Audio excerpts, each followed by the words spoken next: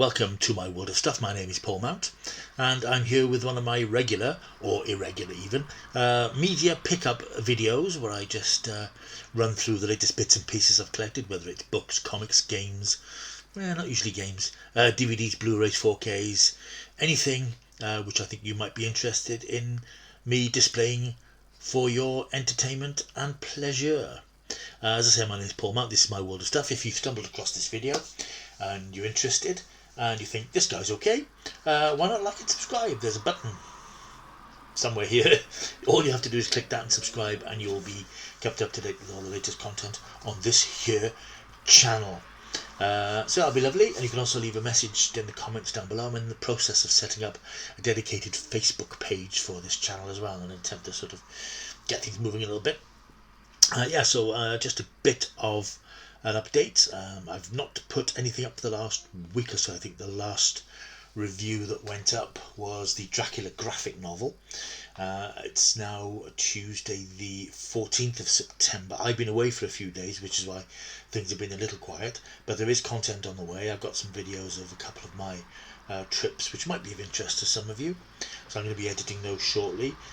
This evening I'm hoping to record 3 videos, one of which will be scheduled to be released at 3 PM tomorrow for reasons that will become obvious when you see the video, and hopefully another one of my retro movie reviews for a film which I watched last night, which I'm hoping to do in a little while. But for the moment I thought I'd do my pickups video, because I haven't done one for a little while and I've picked up a few bits and pieces. Just to explain the position here, so pretty much anything physical media related, which I think you might be interested in. I would say I'm a fan of physical media, but I'm not an avid collector of everything that comes out, which is why I don't tend to do these videos every week. It tends to be every 2 weeks, 10 days to 2 weeks, when I've got a nice selection of things to show you. And I think I've got a nice selection of things to show you at the moment, so let's get stuck in. Now, a lot of this is stuff which I've ordered online on various sales, things I've picked up in charity shops, on my travels. As I said, I have been out and about the last week. I went down to Wiltshire, did a little bit of travelling, popped into a few shops of course, and picked up a few little bargains. And I will give you a little bit of background of each of those things as we go along. I normally try to do them in sort of chronological order, but what the hell, maybe not this time. These, however, I did get before I went away. These were eBay wins. As some of you may know, I've been getting a few new comics. Some of the classic comics I remember from my youth in the 60s and 70s as a sort of a nostalgia fix. And if they're a reasonable price and I managed to get a bargain in there, I'm very happy. The first one I picked up was from December 1966, and it's Action Comics number 344, Superman's Nightmare Dreams, featuring guest appearance by the Caped Crusader Batman. This isn't a comic I particularly remember, but it was a decent price on eBay, and it's in pretty good condition. A couple of the pages in the middle are slightly loose, but I think you have to bear in mind this comic's 50 odd years old, so you have to expect that. But it's in pretty good condition, and I just like that sort of old school art. You know, it's a straightforward story. These are the loose pages. It's a straightforward story told in a straightforward manner, with none of those sort of, you know, I've grumbled before about modern comics and I don't like the style of art and the sort of adult affectations for what's basically a form created for youngsters, and I just don't think that modern comics have the same charm as the old ones. Of course, I'm looking at them from the perspective of somebody who grew up in the 60s and 70s and bought stuff like this, the local newsagents, quite regularly, so I'm quite pleased to get that little addition to my small collection of comics. I also picked up this one quite cheap. Now, a few months ago, you may remember in a previous post, I picked up 2 copies of Fantastic, which is an old British comic which reprinted Marvel comics, and I think this was my first association with Marvel. Although I wasn't really aware of the history of Marvel, it was just exciting superhero comics. This one, incidentally, I see has the Mandarin on the cover. Say no more if you've seen Shang-Chi. I picked up this one. This is number 51. The previous ones I had were 89 and 69. This is the earliest one I've got, and I just quite like collecting these because they look really nice, and it's the sort of colourful, you know, with zippy 1960s pop art style with the Fantastic logo. This is number 51 from February 1968. I haven't actually looked at it yet. It's still in its cardboard thing. I think this was a couple of quid online, so I was quite pleased to pick up that nice little collector's item. Right, to the more, again, I will, as I said, I'll try to keep them in some sort of order, but I don't know how possible that's going to be. This is when I picked up I bought this from Amazon. I am in a bit of a Hammer classic horror mood at the moment, picking up some of the old films. You might have seen I've shown some of the other collections I've picked up recently. And this is one I remember very well, Curse of the Werewolf, half man, half wolf, all Oliver Reed, from 1962, I believe this one was, one of Oliver Reed's first films, the first film that I suppose I became aware of him, watching this again on one of those Sunday night, BBC Two late night screenings of the old classic films, the classic horrors and science fiction films. And as I've said, and I keep saying it, that's my sort of background and my education in genre stuff, and films like this are just worth their weight in gold to me. These are just imprinted on my mind. Looking forward to watching this again on Blu-ray. There's a very nice, quite a long documentary with some of the surviving cast talking about the making of the film. There's also a short documentary from Hammer film historian and editor of Doctor Who magazine, Marcus Hearn, about censoring the werewolf.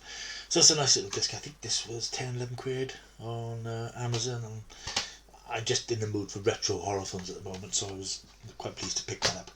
Speaking of retro horror movies, before I went away, in fact about a month ago, you might have noticed there was a big sale of Arrow videos and Blu-rays and DVDs on, I think it was it was Zavi, and there was something like 40% off, and that was too good an offer to resist, so I scooped up a few titles. I was slightly annoyed that they took quite a long time to dispatch and get to me. They only got to me on the weekend when I was away, so I've only seen them the last couple of days. In fact, 2 of them I haven't opened yet, so there's a bit of an unboxing as well. The excitement.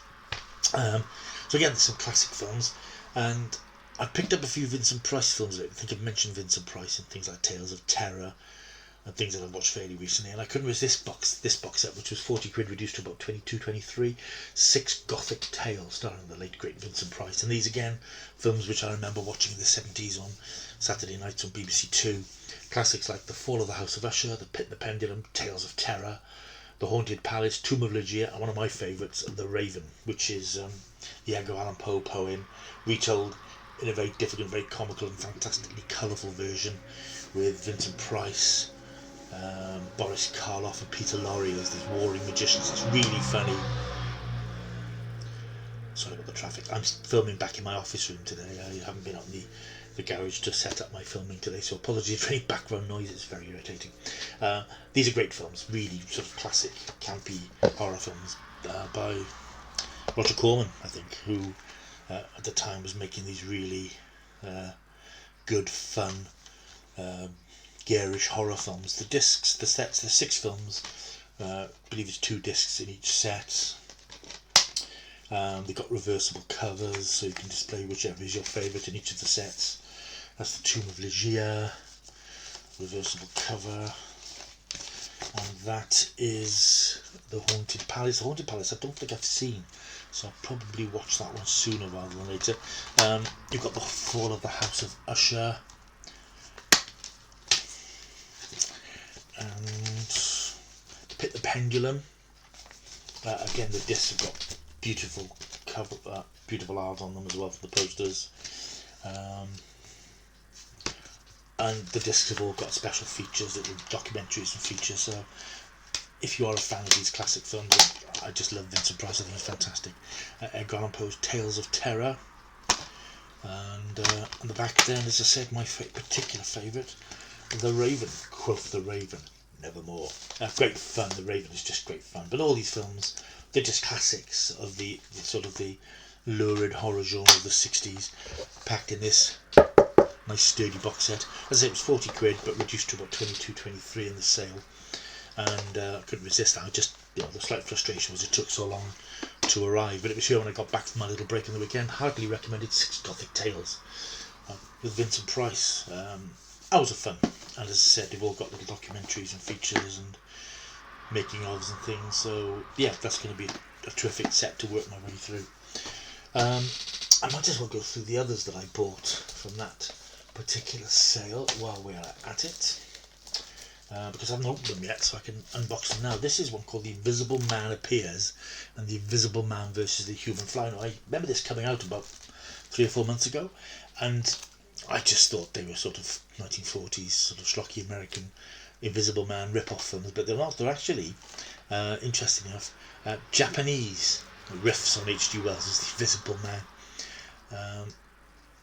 Although, as it says on the back here, undoubtedly also indebted to Universal's iconic film serial. Invisible Man Appears was from 1949, which a scientist successfully created an invisibility serum, only to be kidnapped by a gang of thugs who wished to use the formula to rob a priceless jewel.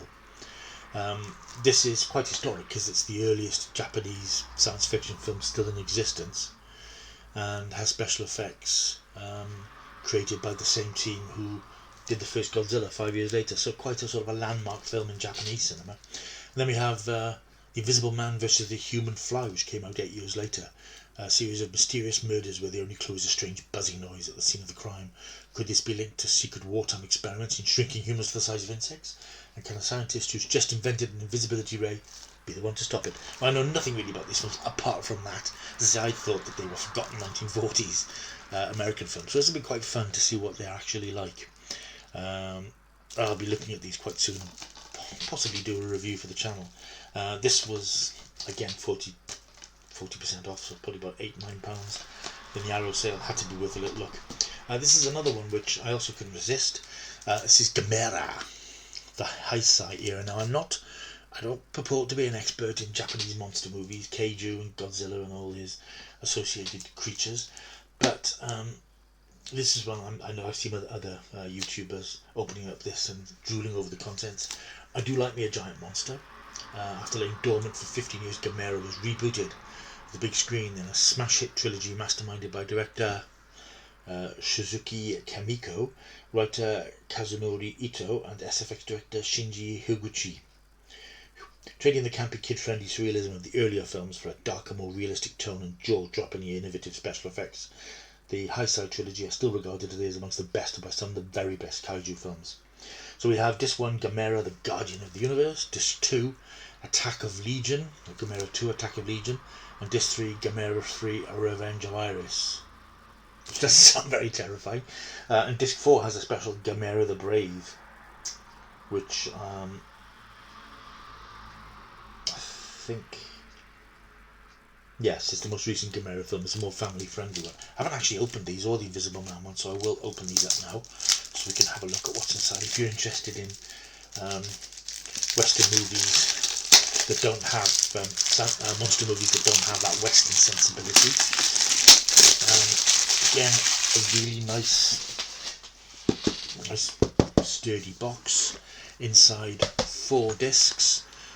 I mean, beautiful, insane illustrations. I know very little about Gamera. I know the name, I know Godzilla obviously, but I'm looking forward to getting stuck into these to find out what this is all about. Gamera 2, Attack of Legion, nice sort of slimline Blu-ray cases as well. Gamera 3, Revenge of the Terrifying Iris, and then Gamera the Brave. Again, they all have special features. There's commentaries, behind the scenes, featurettes showing the cast and crew presenting the film at its first showing. Again, similar sorts of things on all of these discs. A testimony of 15 years on Gamera 2. Documentary interviewing the cast and crew of this trilogy. So I'm quite looking forward to looking at these because I don't know anything about these particular creatures. And again, this was £40. I don't think it's been out very long. It came out last year, so not an old box set. And again, it was reduced from 40 quid to about 22, and I thought, well, it's got to be worth a little look. So I will report back on those. The Invisible Man set I also didn't open, so I will crack them open now with the old skizzles. I'm conscious this video's already gone on for an hour. I've got quite a few more bits to get through, so I'll try and speed it up a bit. There we are, The Invisible Man Appears, and The Invisible Man versus the Human Fly. Again, you've got lovely art. I think it's just a 1-disc set, which is fine, that's fine. But inside we have a very nice booklet, which actually will be worth reading, to explain a little bit of the background of these films and what to expect. But they look like a lot of fun. Invisible Man in Japan. And as I say, the disc there with, behind the disc, you have a nice bit of disc art of the cover of the second film. So again, you can reverse them if you want to. I do like these sales online. I try to resist and try to ease back a little bit because I've spent a lot this month. I've been away for a few days and doing up the cinema room and things. But when you see these bargains, it's very hard to resist them. Another one I bought this one off Amazon. It's about £1.24, very cheap, because I saw another blue tuber pick up a copy and he sort of seemed quite keen on it. It doesn't really sound like my sort of film, but at £1.24 I thought, we'll have a look. From the director of Friday the 13th and the Texas Chainsaw Massacre, the producers of Paranormal Activity and Insidious, and the caterers from the Conjuring series. Not really, but that's the sort of thing you often get in these things. This is called The Asylum. This hails from 2014. It's an 18 certificate, so this isn't a kids' horror film. This is something a bit meatier. 16 teenagers host the sex and drug fueled party of a lifetime in an old abandoned asylum, ignoring rumours that this once brutal and controversial home for the criminally insane still houses the spirits of its tormented victims. You can see where this is going. So yeah, this looks quite intense, but I thought at 124 or 125 I might as well give it a go. Picked that one up off Amazon. Now, as I said, I've been away for a few days, and in my travels I went to some interesting places, and there will be videos coming up hopefully quite soon of some of the places I've visited. I'm not going to give too much away at the moment, but it was a very nice trip. Background to the trip, basically, I was going to go away for a few days, then a good friend of mine had a bit of a domestic upheaval, split from his wife, and was looking for a change, so he asked if he could sort of tag along on my trip, and I was very pleased to have some company. We had a bit of a blast travelling to some interesting places in Wiltshire, which I'll talk about later, but part of that, of course, always involves going to charity shops, and I picked up a few interesting bits and pieces in charity shops. These were from a charity shop in a place called Bamford, I think it was, which I went to for reasons that I'll explain in another video. These 3 Blu-rays were all 10 pence each from a charity shop. Now, they had a sign saying DVDs £10, 10 pence, and I saw a few Blu-rays and there were a few I was interested in, and I expected these to be a quid each. So when I was charged 30p, I was like, okay. Now, part of me thought, should I say to them, actually these are Blu-rays, they're a bit more, should be a bit more expensive than DVDs, but I couldn't get the words out. I paid my 30p and left. What can I say? Anyway, the first one of these is The Guest. I've got this on DVD. This is a very silly thriller film from 2013. Stars Dan Stevens and Micah Munro. It's about a family called the Pattersons who welcome a stranger called David into their home. He's a former soldier who claims to be a friend of their son who was killed in combat. They're quite happy to have him around, first of all, because it's a comfort to have somebody who knew their son with them, but it turns out that he's not quite what he seems.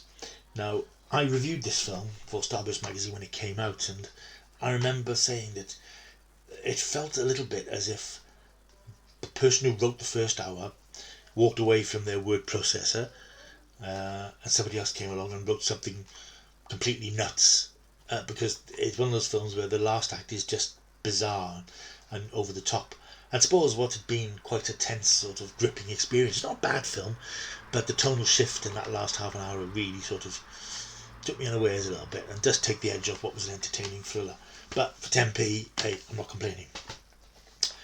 This is the film that brought together Brad Pitt and Angelina Jolie, for better or for worse. A big mad action film, a remake of Mr. and Mrs. Smith. This one goes back to 2005. Again, big dumb action movie fun. I haven't seen it since it came out. I think I've got it on DVD, but I don't think I ever got around to rewatching it. And hopefully I will now. I've got it on Blu-ray. It's just a crazy action film, but it's good fun, good entertaining. I enjoyed it at the time. Haven't really felt the need to revisit it, but now it's on Blue. Might be one for the cinema room. Again, 10p. This is a Nicolas Cage film before he started doing seriously weird films. It's called Next. Nicolas Cage along with Julianne Moore and Jessica Biel. This is interesting. This is about Chris Johnson, played by Cage, who earned a living as a slightly seedy entertainer who has the ability to see a few minutes into the future. It's an authentic power that he has. He gets recruited by the government to thwart a terrorist attack, a terrorist planning to detonate a nuclear weapon in Los Angeles. They want to use his ability to see into the future to stop it happening. He's reluctant to do so, but there's a desperate race against time to stop this terrorist atrocity happening. I've seen this, I remember nothing about it. I've got it on DVD, sitting around here somewhere. But as I said, I've not watched it for years. I remember nothing about it. And I said for 10p, it's going to be on my shelf, and there will come a time where I'll be in the right mood to watch it. Other bits and pieces I bought charity shopping. I think I bought this book, The Trials of Wurzel Gummidge. I bought this from the same shop that was selling these Blu-rays. I think this was 30p. This is a Penguin book release from 1980. This is Keith Waterhouse and Willis Hall's adaptation of episodes of the TV series Wurzel Gummidge, starring John Pertwee. Yes, this was 30p, I seem to recall. I bought this. This is going to go on eBay, to be honest. This is not something I particularly want, but I thought, well, Wurzel Gummidge is back now with Mackenzie Crook. If you haven't seen those episodes that have been done, I think they're still on the iPlayer, really worth looking at. But I think this is quite a good condition book. It's got the legendary John Pertwee on the cover. Nice little paperback book, the sort of books I used to buy when I was a kid, but this was a little bit too young for me in 1980. But a nice little pickup, and I thought, yeah, that'll do quite nicely. And I just couldn't leave it there, whether I was going to sell it on or not. But I'll probably, do an eBay with that one. I also picked up this one. This was also 30p in the same shop. The Adventures of Tintin, Explorers on the Moon. Now, we all remember Tintin. On the back you've got a list of all the other adventures of Tintin. Explorers on the Moon is one I sort of vaguely remember from when I was a kid reading, and of course it's got that science fiction, another planet sort of thing, which is always appealing. I just thought 30. I think this was 30p as well, and I thought, yeah, this is coming home with me. Whether I would ever read it, I don't know, because as you know, I'm buying lots of comic-y stuff and not really reading a lot of it. But at 30p, I thought this is quite a nice little bit of fun, so I'll have that as well. Thank you very much. From another charity shop, this I bought in Marlborough, in Wiltshire. I found a charity shop which had quite a lot of graphic novels for £3. They were all sort of in the modern comic style, which, as we've established, I'm not a big fan of. But this one I bought because I've never seen it, never read it, and I know it's supposed to be rather good. It's Frey by Joss Whedon. Now, Joss, I know, is a controversial figure these days, but I still think he's an incredibly talented writer. And this is a sort of futuristic Buffy. This is set in the future where there are monsters on the streets, and the world has degenerated so much that people don't even notice anymore. But there's still a Slayer out there, and this Slayer is called Frey. As it says, Frey brings the ass-kicking, demon-stabbing action from Whedon's television days to four-colour comics, and tosses in a dash of futuristic grit for good measure. Looks very nice. I think it's got the first 6 issues. I don't know how long Frey lasted, whether it was just a 6-issue mini-series or not. But I thought I'm going to have this because it's got the wit of Joss Whedon stuff. Despite all the stuff that has been said about him recently, I still think he's an incredible talent, and I'm going to have a look at this. So sue me. Last 2 pickups, you'll be glad to hear. This isn't so much a pickup. This is something a friend of mine sent me, completely unexpected. I got back again from being away, and this is the Incredible Hulk Epic Collection. Volume 5. Now I've been collecting some of the essential sets over the last year or so, but they're all in black and white, and I've picked up a few comic colour editions. But this is a very nice 400 odd page strip, which dates back from 1971 to 72 in full colour, with strips written by the likes of Roy Thomas. Yeah, looks really nice. I don't know if this is a major arc in Hulk's history, and Hulk isn't one of my go-to Marvel superheroes, but hey, I'll be looking at this. I'll be reading this at some point because it looks like a lot of fun, and it's in the style of the comics that, as I said, I heartily approve of these days. So thank you to my friend Tim, who sent me this completely unexpectedly and unbidden, but I will have that with gratitude and look forward to reading it.